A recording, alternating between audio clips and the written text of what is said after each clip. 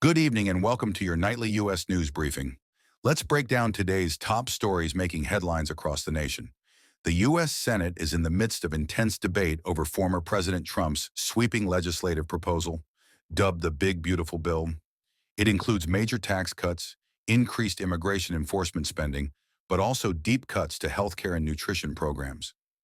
A recent nonpartisan report warns it could add approximately $3.3 trillion to the national debt over the next decade. Critics also express concern over potential Medicaid losses and a decline in health coverage. A disturbing ambush in Coeur d'Alene, Idaho, turned fatal when a gunman set a brush fire to lure in first responders.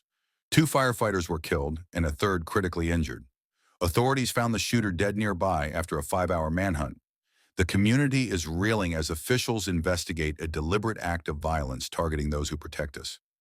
Just hours after the Pride March, two teenage girls were shot near Manhattan's historic Stonewall Inn.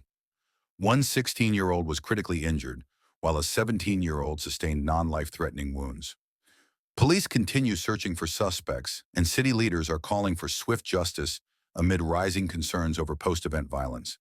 In San Antonio's east side, one man was killed and two others injured in three separate shootings between midnight and dawn. Investigations are ongoing, and no suspects have been arrested. In Pittsburgh's East Hills neighborhood, another man was critically wounded by gunfire late Sunday night. Police have called on witnesses to come forward as they continue the investigation. In California's Central Valley, farm operators are sounding the alarm. Recent labor shortages following immigration enforcement efforts are threatening to leave crops unharvested.